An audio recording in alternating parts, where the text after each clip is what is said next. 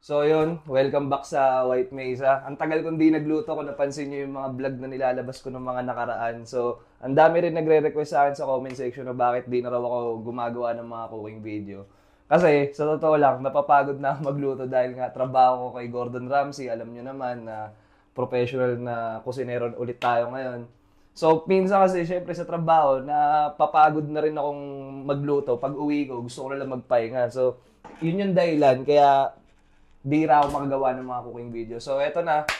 Dahil natakam ako sa Paris na napapanood ko kay Diwata, yan. Tsaka actually, kaya ako natripan magluto ng Paris ngayon kasi kagabi, uminom kami ng mga tropa. Usually kasi sa Pinas, ang ginagawa namin pagtapos namin uminom, either dumediretso kami ng tapsian o ng paresan pagtas uminom. So, kagabi, medyo nakainom, wala akong mapunta na food tripan, kaya ito na lang, lulutuin ko na lang ngayon. Beef pares gagawin natin ngayon, pares kangkalo. Bali, bumili ako ng beef flanks. Ayan, beef flanks. Maganda kasi dito sa part na to is, maganda yung, ewan ko para sa akin lang, gusto ko yung balanse nung taba niya at saka nung karne. So, tapos yan, luya, bawang, courtesy ni Ate Luz. Yan, salamat. Sibuyas, tapos meron tayong star anise. Ito lang naman usually yung kailangan mo. And then toyo, cornstarch, tubig. Ewan ko sa iba, naglalagay ng oyster sauce. Pero depende sa inyo kung anong trip. Kasi sa totoo lang, ang daming iba't ibang klase ng version ng pare sa atin. So ako, pwede rin ako maglagay ng... May dahon ng laurel ba tayo, te? Ah, mayroon ata o wala, di ko Meron. sure. So yun, pwede rin kayo maglagay ng dahon laurel tsaka star anise. Pero iba kasi star anise lang nilalagay. Pero ako, mas gusto ko kasi naglalagay din ako ng bay leaves para, alam niyo yun, mas, ewan ko, parang mas gusto ko kasi yung medyo, hindi naman strong yung flavor niya, pero gusto ko, ayoko lang, lasa lang ng star anise yun na titikman ko. So yun, tapos asukal, pero yung iba kasi may mga pares na matatamis, may mga di rin masyado matamis. Ako ayoko nung pares na sobrang tamis, so game na. So yung iba kasi, ewan ko ako ang teknik ko kasi pag nagpapares ako, ginagawa ko muna is sinosotay ko muna yung baka. Yung iba kasi diretso pakulo. No? Ako mas gusto ko kung sinosotay ko muna yung baka, kinakaramelize ko ng konti or binabrown ko ng konti. So yun, dahan-dahan lang muna sa mantika.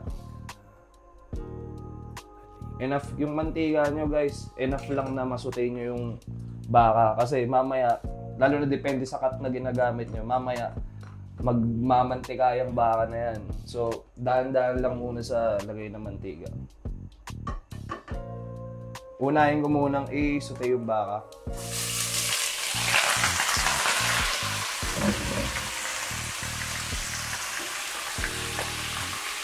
Gagawin ko, habang sinusutay ko, bali titimplahan ko na siya ng konting asin paminta. Konti lang. Kumbaga, isi-season lang natin siya ng bagya. Pero guys, madaling mag-adjust nito dahil may mga lalagay pa tayo mga pampalat mamaya. So, daan-daan lang muna sa asin.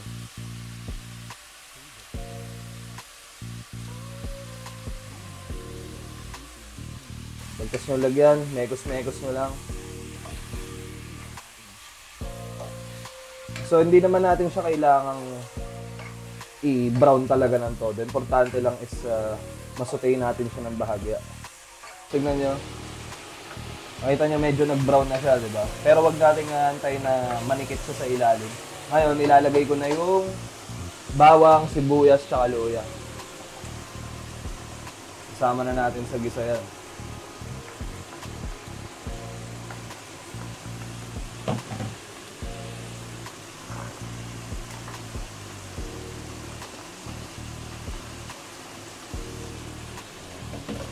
Tapos, mekos-mekos lang.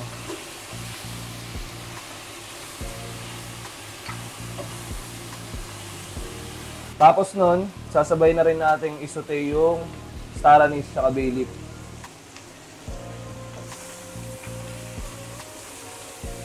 Ngayon, pagtapos naman isote na yung mga gulay tsaka yung mga dry herbs natin, yung mga spices, deglaze na natin siya ng toyo. Dito na ako naglalagay ng toyo, guys. Dahan-dahan lang din muna kasi madali naman mag-adjust. Na-deglaze na natin siya ng soy sauce. Lagyan na natin siya ng tubig para pakuluan na natin. So ginawa ko, nagpainit ako ng mainit na tubig sa kettle para hindi tayo matagal magpakulo dahil sayang ang gas. So ayan, tips yan para Sayang ang gas. di ba? Sayang gas eh. Kailangan mo lang naman kumulo siya agad eh. Ayan, tingnan nyo, kumukulo na agad. Bilis. Bilis lang. Ngayon, ito na yung time para babaan na natin yung apoy. Tapos tatakpan lang natin. Ako guys, pagka nagluluto ako ng ganito ng mga baka or baboy, ako talaga gusto ko yung sobrang lambot ng karne na ayoko nung pag ninuya ako yung tipong nakikipaglaban yung ipin ko dun sa karne. So, eto, ibababa ko lang to ng medium fire, tapos tatakpan ko siguro palalambutin ko to ng mga 1 oras. Tapos from there, tignan natin kung okay na yung ano niya, yung lambot niya. Check na natin yung pares natin. Yun. So, bali, ginawa ko dito, nilagyan ko na rin siya ng asukal, tsaka ng konting oyster sauce, no? So, inadjust ko na rin yung lasa niya kanina. So, check ko na lang ngayon kung okay na yung lambot niya. Okay na yung lambot niya, okay na rin yung lasa. Oras na para lagyan natin siya ng cornstarch slurry. Bali, pag maglalagay pala kayo ng cornstarch slurry, make sure nyo na kumukulo para hindi mamuo yung slurry nyo dun sa sauce nung ginagawa nyo kung saan nyo man ilalagay yung slurry. So yan, okay na to. Yun na lang yung lapot na gusto ko. Ayoko ng sobrang lapot din. So game na, kain na tayo. Yun! O, ganun lang kasimple mga tol. Beef pares. Kumuha na rin ako ng sausawan. Wala akong chili garlic pero eto mas okay ito. Talagang sili lang. Toyo, kalamansi. Hindi ako nakabili nung fried garlic. May nabibili nun guys, tapos tinamad na rin ako magsangag. Pero the best ko meron kayong garlic fried rice o kaya yung binubudbud lang na fried garlic na nabibili. Goods na yun. Siyempre, oras na para tikman to. Natin kung the best talaga. So yun, siguro inaabot lang ako ng mga parang 1.5 hour sa pagluluto nito.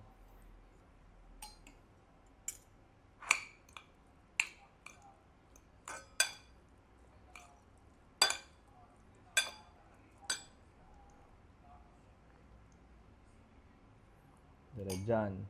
Tikman muna natin nang wala muna sa usawan.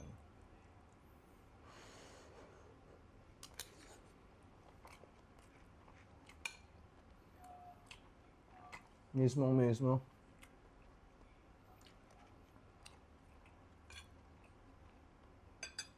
Para na rin akong kumain ng pares sa 9th Avenue sa Caloocan. Sa mga taga-Caloocan dyan, alam nyo yung paresan sa 9th Avenue. Tikman naman natin ng may sausawan.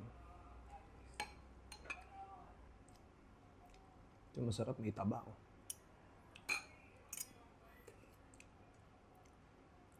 Papatawa mo lang ng sausawan yan.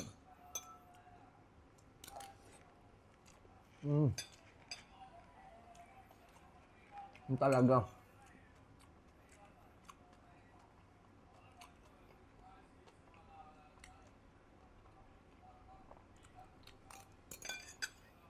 So yun guys, bahala na kayo magutom.